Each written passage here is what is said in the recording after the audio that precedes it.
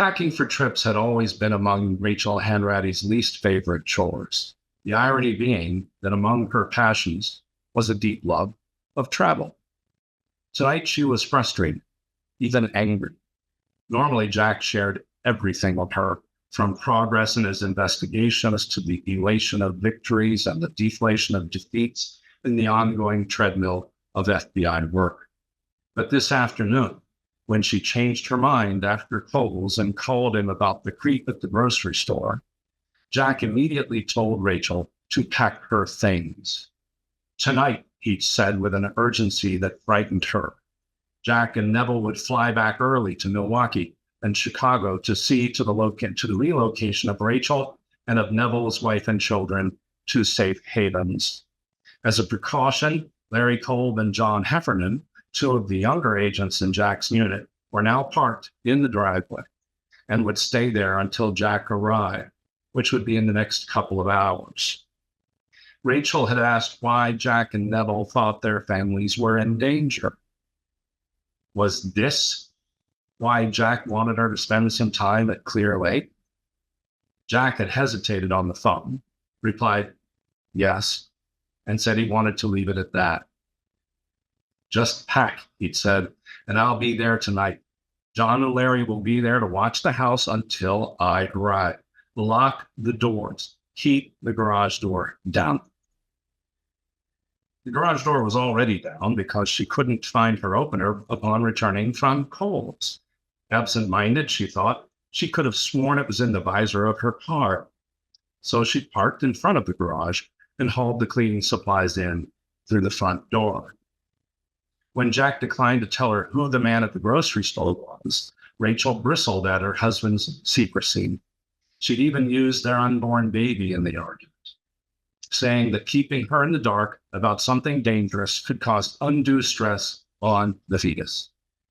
Jack's reply: my reason for moving you, like Neville's reason for moving Michelle and the kids, is more stressful than the details. I can promise you that. I can't tell you, and I won't. Please don't give me a hard time about it. But lock the door and don't answer for anyone, not even Larry and John. Ha, Rachel said aloud now, startling Sherman out of a nap on his dog bed in the master bedroom. A hard time. She folded a sweater as Sherman put his head back down. She was glad he'd settled in for the night. Finally, the dog had taken forever to calm down when she first came upstairs, pacing, panting for 15 minutes in the master bedroom as he tried, growling in his deep-throated rumble, to get at something under the bed. The chocolate lab was always letting his lacrosse balls roll all over the house, and Rachel and Jack were forever fishing the balls out from under couches, beds, and recliners. Tonight, she wasn't in the mood to stick her head under the bed, but with the tumbleweeds of dog hair accumulated there, and besides, Sherman wouldn't be doing any retrieving at 10 o'clock at night. When he started growling and barking again, she said that was enough and ordered him to his bed, where he lay down sadly and put his head on his front paws. Rachel packed the folded sweater on top of 4 others in a black leather suitcase and began fitting balled-up socks into the nooks and crannies of the bag. She didn't doubt that she needed to go to Clear Lake. This was Jack's job, after all, and he knew far better than she whether an FBI agent's family needed temporary relocation. Obviously, as a result of the grocery store encounter today, Jack thought she was in danger. That scared her because it scared him. She would not fight this. But she could still be miffed. Punish him just a little for his secrecy about the details. What details could be worse than knowing that she might not be safe? Finished with the black bag, she zipped it up and left it on Jack's side of the bed. He could lug it downstairs when he got home tonight, keeping secrets. Ha! Ha! She exclaimed again and headed toward the sitting room to turn on the television. She'd recorded a new movie on HBO, and a glass of Moscato waited next to the love seat. She turned on the television, hit the play button on the remote, and settled in to make the best of her last evening before the end of normalcy arrived tomorrow. The opening murder of what appeared to be a formulaic whodunit was out of the way 10 minutes later when Rachel heard a rumble from somewhere downstairs. She pressed the remote's pause button. The rumble continued. It was the unmistakable sound of the garage door going up. A pang of alarm shot through Rachel's abdomen.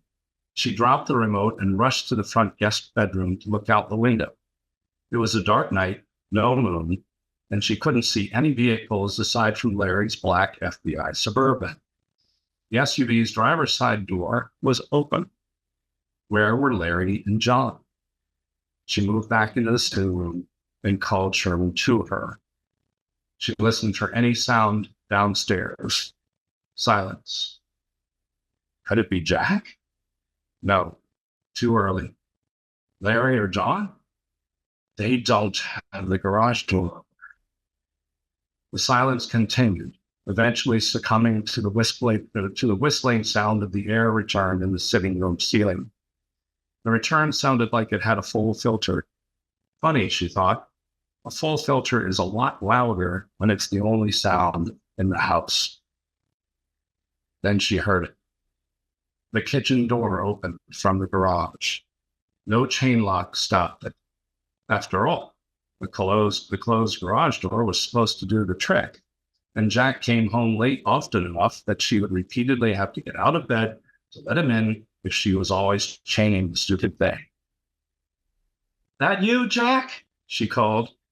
Maybe the plane dropped Jack off in Milwaukee first. Yes, of course. There was no response.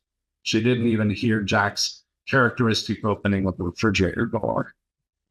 Jack, she called. Jack, if you really wanted to surprise me, you sure didn't think about the garage door being so loud. Her heart pounded. Jack, the jig is up. Jack! The gristle of footsteps on the kitchen's tile floor answered. Sherman heard them too, the fur on his upper back standing on end as the chocolate lab growled and went to the doorway at the top of the stairs. Frozen standing in the middle of the room in front of the television's paused image of two police detectives in a wintry scene, Rachel didn't know what to do. Was Jack capable of a tasteless, practical joke? Yes. But would he refuse to answer? No. Rachel grabbed the portable phone off the top of the television. She punched Jack's cell number with a shaking right forefinger and put the handset to her left ear. Hi, babe, came the familiar voice. Check her mirror. We're somewhere over 10 to... Jack, she whispered. Rachel, what's wrong? What is it? Jack, there's someone here in the kitchen. Oh, my God, Jack, my God, what am I? His voice exploded into her ear. Rachel, hang up and call 911 now. Lock yourself somewhere upstairs and call 911 now. Jack. Her husband was gone. Hands uncontrollable, she tried to press 911 before getting a dial tone, then frantically repeated the call as she heard a footstep at the bottom of the wooden stairs, then a second. The phone rang at 911 as Sherman began barking at the top of the stairs, protecting her as she'd always known he would. Phone to her ear, she ran into the master bedroom and slammed the door behind her, fumbling with the knob's little lock button as she tried to make it turn left, no, right. Successful, she wheeled to find a place to hide. Under the bed? As a female voice answered. 911 emergency. Can I help? Please, someone's in my house. The female voice was maddeningly calm. What is your location, ma'am? 627 Thacker Lane, please. Sherman's barking outside the door made it hard to hear the emergency attendant. But what Rachel could make out that the woman was asking her something about where she was in the house. She was about to answer when Sherman stopped barking. She removed the phone from her ear to stare at the bedroom door, as if she could see her dog through it. Sherman? Sherman answered with a high-pitched, wrenching yelp of pain, followed again by silence. Tears welled in her eyes as Rachel heard the static drone of a voice seemingly miles away. She raised the phone to her ear and spoke, not whispering this time. "I think they just killed my dog. Oh my God, I think they just killed my dog." "Yes, Mrs. Hanratty. Indeed, they have just killed your dog." Rachel jumped back, gawking in horror at the phone before realizing that the raspy male voice had come from inside the room. She wheeled again, dropping the phone with a clatter onto the hardwood floor. The voice, a familiar one, had come from inside the room, but the room was empty. Despair overtook her as she began to cry. "Who are you, Jack? Jack!" As the bedroom doorknob began to rattle in a staccato fashion, the door shaking, the voice inside the room came again. It came from under the bed. Sherman hadn't been barking at her lacrosse ball tonight. "If by Jack, Mrs. Hanratty, you mean the FBI agent who's getting a nice tan in South Beach, I don't think he can hear you. Neither can your dear departed friends outside.